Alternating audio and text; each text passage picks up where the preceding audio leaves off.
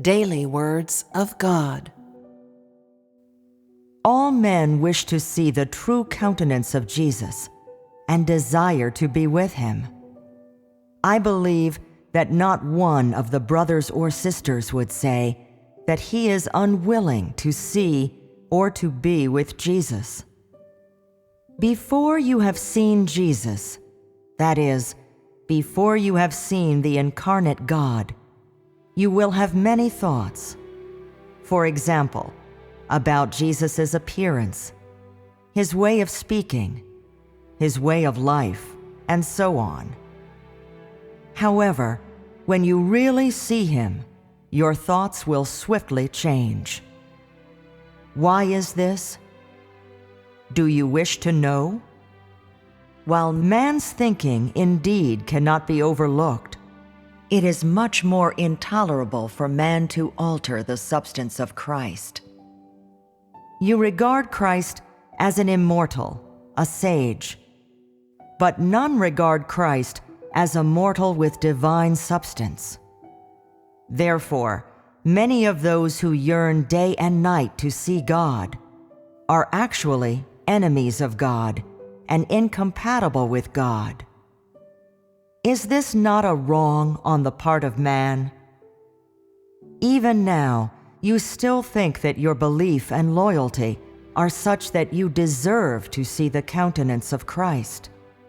But I exhort you to equip yourselves with more tangible things.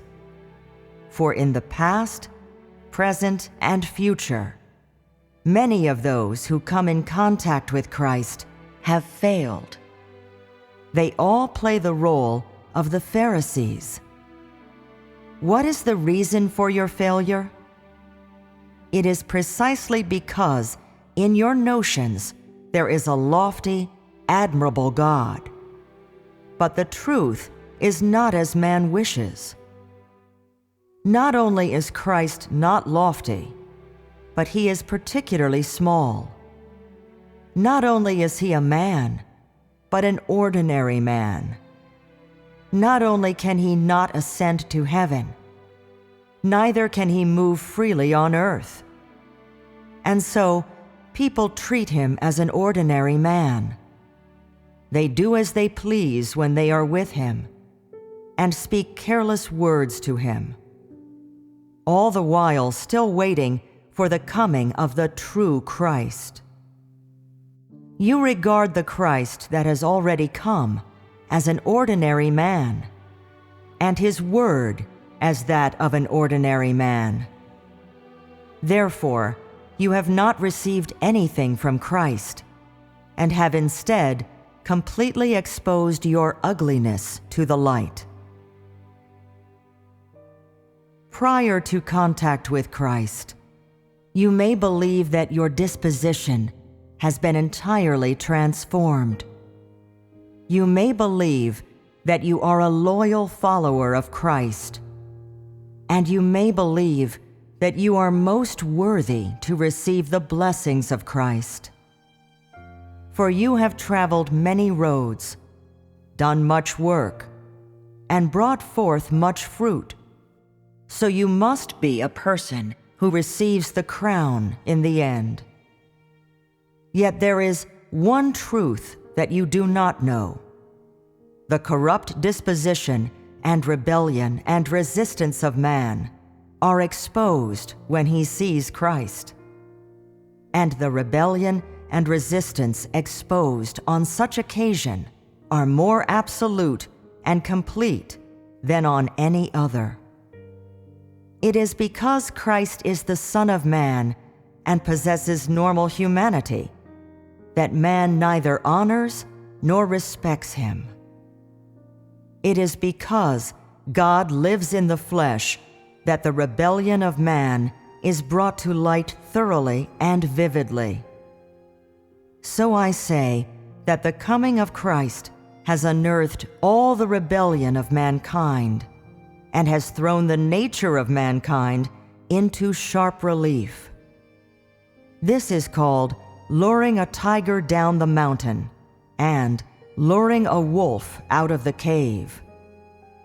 Can you say that you are loyal to God?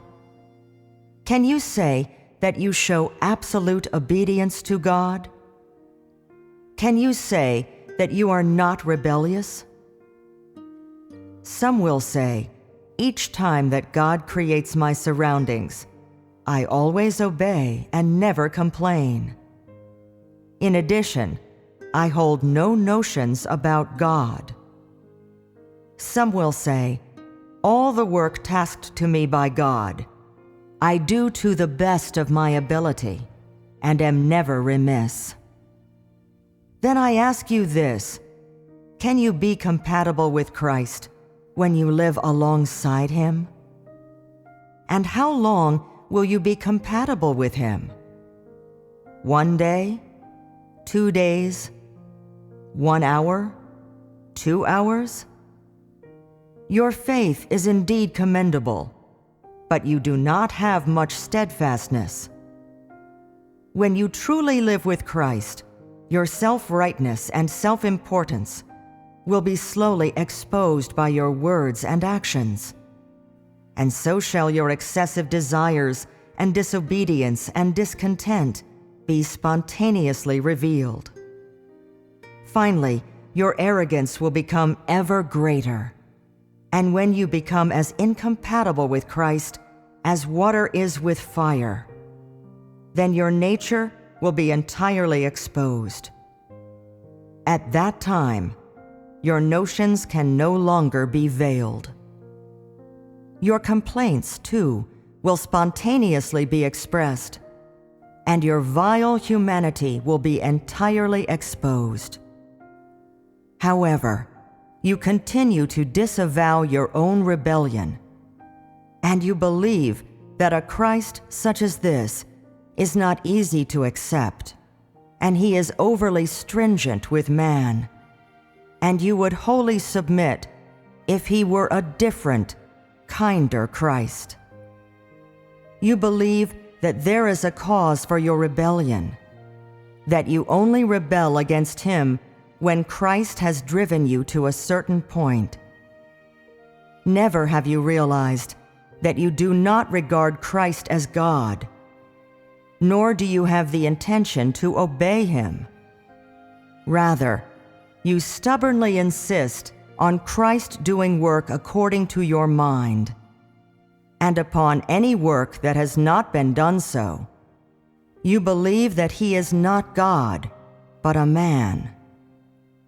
Are there not many among you who have contended with Him in this way? Whom is it that you believe in? And how do you seek?